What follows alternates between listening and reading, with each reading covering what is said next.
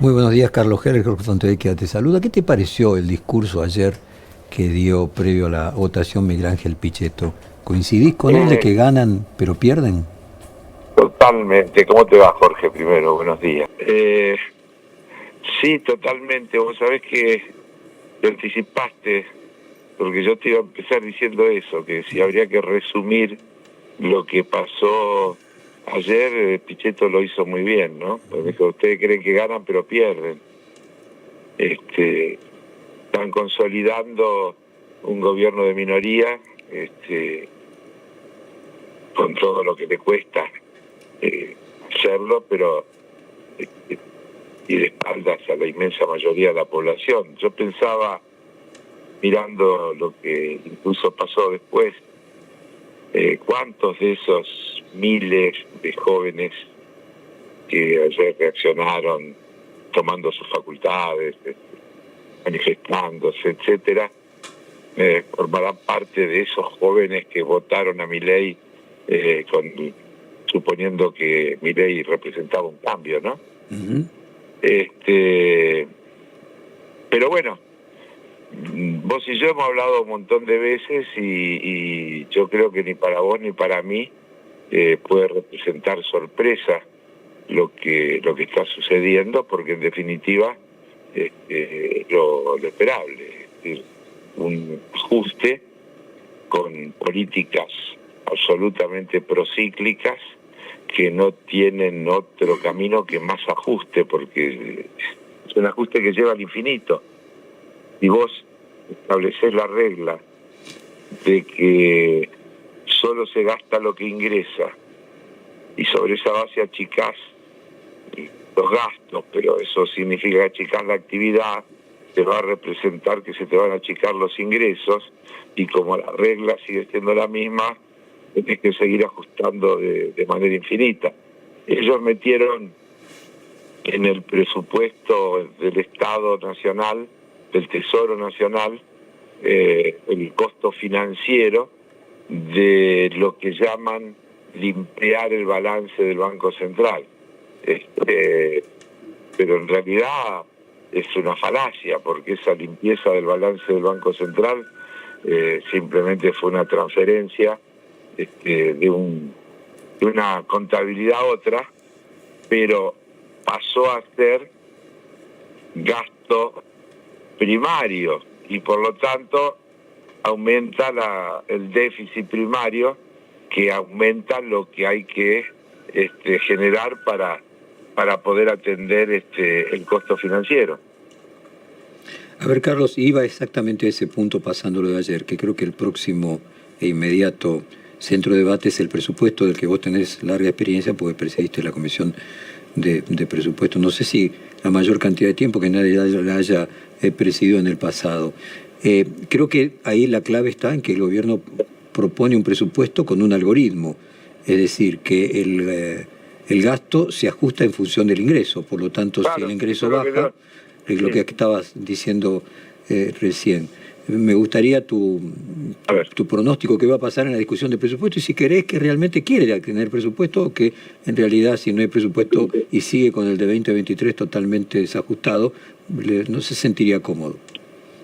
en política sucede muchas veces que cuando uno quiere ser crítico del que gobierna, dice que tiene determinadas intenciones, y a veces esas intenciones no están declaradas por el que gobierna. Hay una subjetividad digamos, en el reproche. Ahora bien, cuando el presidente dice y repite que él es un topo para destruir el Estado desde adentro, que no cree en el Estado, que solo cree en las fuerzas del mercado, que el Estado Nacional solo se debe ocupar del cumplimiento de la ley, de la macroeconomía y de las relaciones internacionales y de la seguridad. Y que todo lo demás, textualmente dicho por el presidente, lo tiene que resolver el mercado, y si quieren lo pueden hacer los gobiernos subnacionales, incluso introduciendo una categoría extraña como que los estados subnacionales, en este caso las provincias o los municipios, sí pudieran ocuparse de la salud, de la educación, de la ciencia y la tecnología, de la obra pública, del agua potable, de todas las cosas que la gente necesita, pero que los gobiernos nacionales no deben hacerlo. Un tanto extraña la definición. Pero a partir de esa definición, que el presidente no deja de reiterar, la volvió a decir ayer en un discurso, uno tiene que pensar que el presupuesto efectivamente está concebido con esa idea.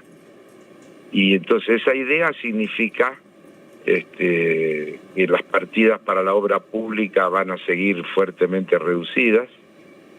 Y acá quiero aclarar una cosa, porque cuando dicen la obra pública, alguno que no entiende está pensando por ahí que eso significa que el Estado deja de hacer obra pública. No, el Estado deja de invertir en obra pública, pero la obra pública la hacen empresas privadas.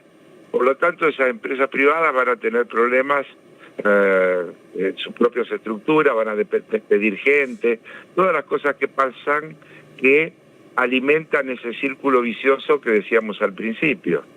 Entonces, sin duda el presupuesto que nos plantea el Poder Ejecutivo es un presupuesto de ajuste. Está basado además en supuestos, para decirlo con la mayor prudencia, de difícil cumplimiento o imposible cumplimiento. Fíjate una cosa, para calcular el 2025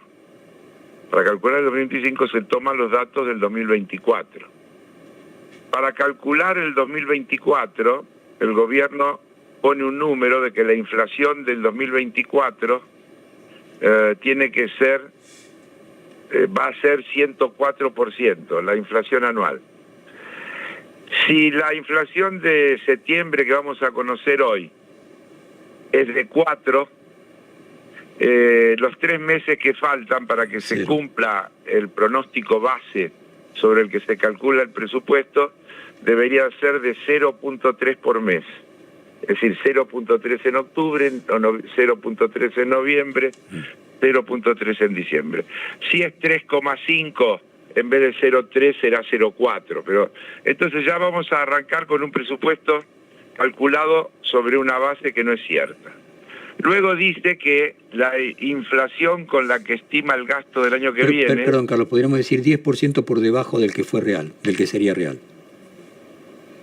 La suma de 3% durante esos 3 meses, para simplificar. 3% es más que 10.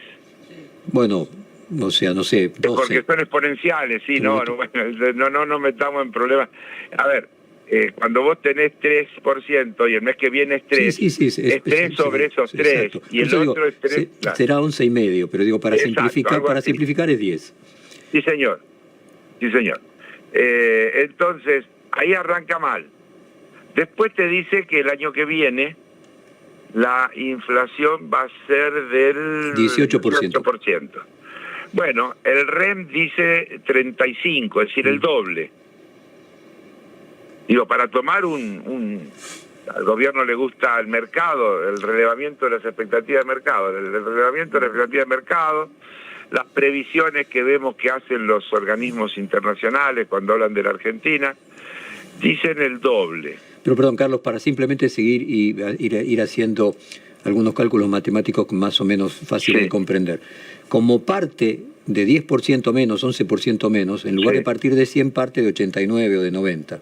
Por lo que el 18% sobre eso termina siendo en realidad 16, 15, porque parte de una base que no es 100, sino es 89 o 90. En cuyo caso la diferencia entre 15 y 35 es más del doble. Porque el 35 está calculado sobre la base 100, de que se cumpla lo del 104. Entonces, todos los números se van distorsionando. Pero después aparecen otros datos que resultan difíciles de comprender. La información que se maneja localmente y que incluso los organismos internacionales y las consultoras plantean, dicen que este año vamos a tener una caída del PBI de 3.8.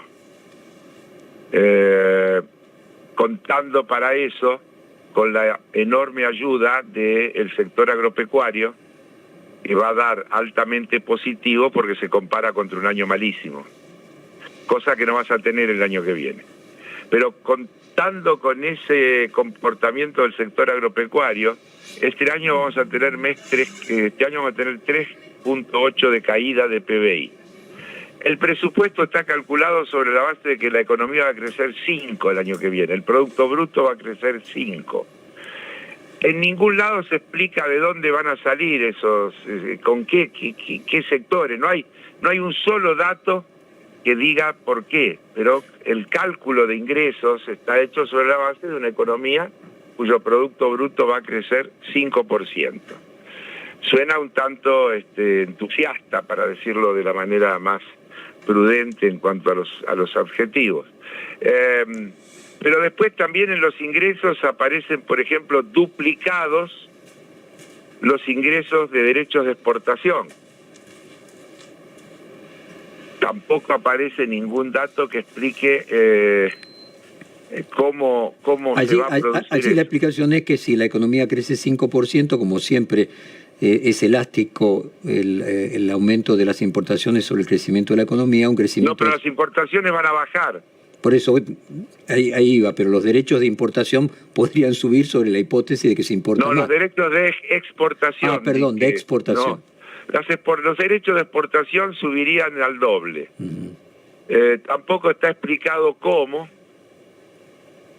Y después lo más raro, o lo que explica además que siguen siendo... Perdón, políticas. Carlos, que me frene. No puede ser que la importación baje. Está previsto que se va a reducir la importación, sí. ¿Pero cómo si crece la economía 5% se va? Bueno, no sé.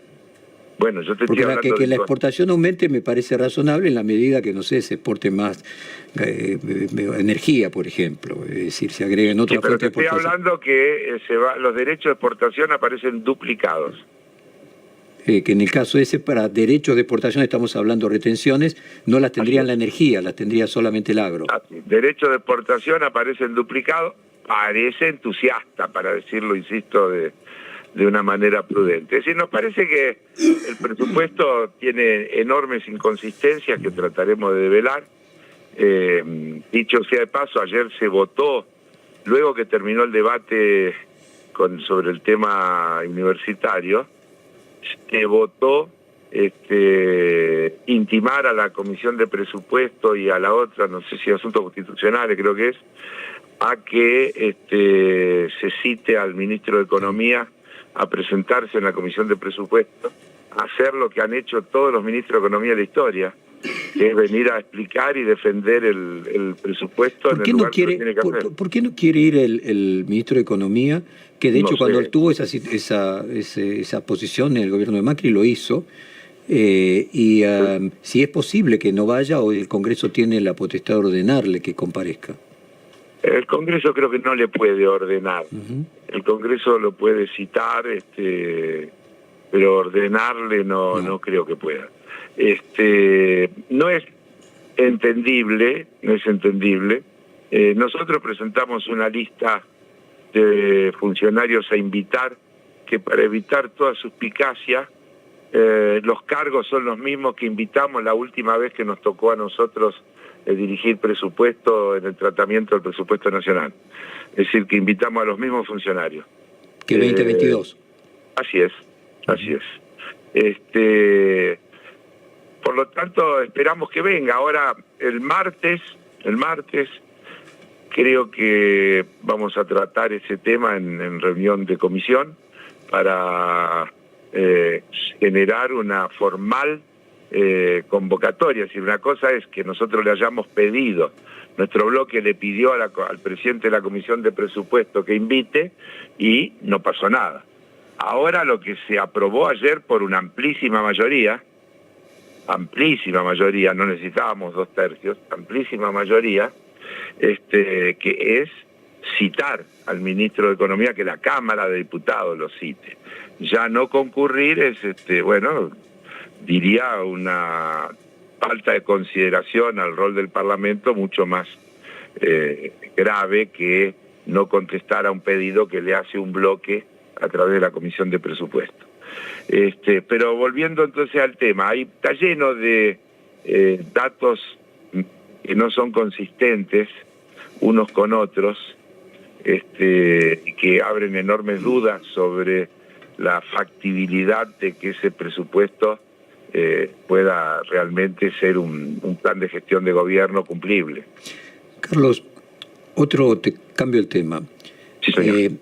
Sin ninguna duda hay un verano financiero respecto de la baja del riesgo país, la baja de los dólares alternativos, como que hubiera una disonancia entre lo que es el mundo financiero y lo que es el mundo productivo.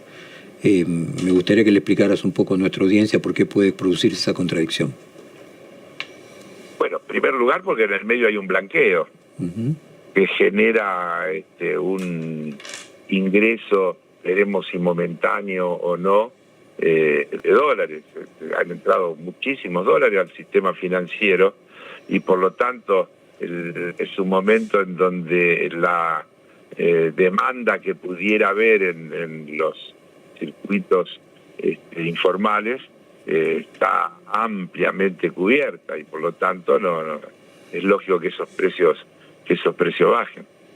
Pero eso no se refleja en ninguna cosa que tenga que ver con la economía real. Es decir, fenómeno. Bajaron los dólares. Se nos fue. Y eso que... Ahí está. Carlos, ahora te escuchamos bien de vuelta, se te había cortado un momentito. ¿Y eso qué? Dije, ¿a dónde nos lleva? O sea, ¿qué repercusión tiene eso en la economía real? ¿Qué está pasando en la economía real? ¿Cómo creció el consumo? ¿Cómo creció la demanda interna? ¿Cómo creció la inversión? No, todo lo contrario. ¿Vos viste los datos de inversión? Son horribles. La inversión ha caído, no quiero macanear porque no tengo acá los papeles, pero creo que el último dato habla de 28, 29% año contra año, comparando este año contra el malísimo año que fue el último año del gobierno anterior. Menos 28, menos 29% de la inversión bruta. Entonces, no sé cuál dato, no hay un solo dato que sea bueno. El gobierno agarra datos cortitos, parciales, de que en un mes tal cosa mejoró el 1 punto pico y dice se está recuperando, pero son todos rebotes, son los famosos rebotes del gato muerto, ¿no? Cayó 30 y recuperó 2. No se puede decir que eso es recuperación. Carlos, aquí quieren preguntarte Claudio Mardones y Elizabeth Pejer. Se me va la voz. ¿Qué tal? ¿Cómo le va, diputado? Buen día, Claudio Mardones lo saluda. Diputado, bueno, me quedo con la metáfora del rebote del gato muerto, pero ahí quería preguntarle algo por fuera de la discusión presupuestaria. Y es algo que también surgió ayer, y es este emplazamiento votado para acelerar el debate de todos los proyectos que buscan reformar la ley 26.122, que es la que reglamenta la forma en la que el Congreso de la Nación tiene que tratar los decretos de necesidad y urgencia, ¿no? Hasta ahora, bueno, el saldo de ayer fue eso. Por primera vez en la historia, con el DNU 656, que es el de los fondos reservados, fue rechazado por las dos cámaras del Congreso. Este emplazamiento también contó con el respaldo de su bloque. ¿Qué esperan hacer ustedes? ¿Ustedes esperan hacer, junto con el resto de los bloques, con Encuentro Federal, con el radicalismo, una reforma del mecanismo para tratar los DNU en el Congreso y que eso se resuelva antes de fin de año? ¿Esa es la expectativa? Mire, es difícil ponerle plazos a las expectativas del trabajo parlamentario, pero efectivamente por eso se hizo ese emplazamiento, porque es un tema que está pendiente hace tiempo y que no se trata. Y usted suscita una cosa importantísima, porque ayer perdimos una votación que ganamos 160 a 84. Sí. ¿No? Sí, señor. Y ese 160 a 84 es repetición de lo que ya ha pasado en otras votaciones. Es decir, que se va consolidando una mayoría que no supone una convivencia de los distintos bloques, ni que estemos de acuerdo en todo y demás, pero que frente a las cuestiones puntuales que nos plantea la gestión de este gobierno, nos va permitiendo establecer acuerdos para la construcción de mayorías importantes. Mire, cuando nosotros llevamos la primera vez para tratar el tema del presupuesto universitario, no logramos quórum. Y ayer teníamos 30 más que el quórum, que estaban dispuestos a votar a favor de nuestras propuestas, las propuestas comunes que hemos elaborado. Es decir, el dato que hay que rescatar, y con eso empezamos la nota recién con Jorge, pero yo lo reitero, es que se va construyendo una mayoría parlamentaria. Y déjeme decirle una cosa más. Sí. Esos 160 votos, que no alcanzan a ser 2/3 porque le faltan 2 o 3, pero piénsela, es representación del federalismo que representan, y no solo del federalismo, sino de la representación de la diversidad sectorial que representan esos 160 diputados y diputadas que se pusieron de acuerdo. Dirigentes sindicales, dirigentes de movimientos sociales, dirigentes barriales, es decir, toda la enorme pluralidad y diversidad que implica la amplitud de la oposición que se está construyendo a este proyecto, que se puede ir neutralizando, como el gobierno ha hecho en estos dos casos, negociando con algún gobernador, cosas que para mí son de tiro corto, porque esas provincias tampoco van a quedar fuera del ajuste y los ciudadanos de esas provincias van a sufrir las mismas consecuencias que los del resto del país.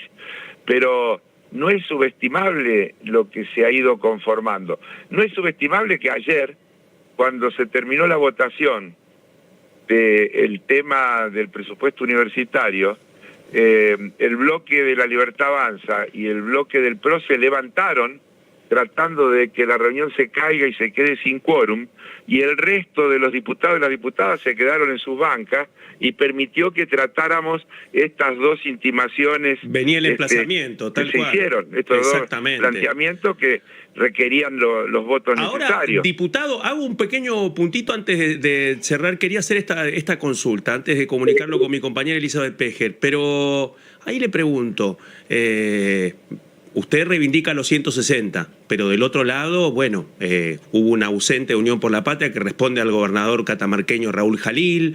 Se termina de cristalizar que los tres votos... Sí. Estaban sentados otros 3 diputados y diputadas de Catamarca. Bueno, es poroto a poroto, por eso se lo preguntaba. Es votito a voto. Ya les pasó con Osvaldo Jaldo, que separó sus diputados del bloque y también tuvieron una actitud distinta. ¿Cree que esta foto es solamente en la previa del presupuesto o que tienen forma de obturar esas fugas que son momentáneas, o cree que van a durar más? Mire, yo creo que en lo que respecta al bloque nuestro, el bloque nuestro ha mantenido una firmeza y una coherencia absoluta. Es cierto que ayer hubo un ausente de 99, piensen que somos 99, es el bloque largamente más numeroso de todo el Parlamento, y de esos 99, uno faltó y los otros 98 votaron de manera coincidente.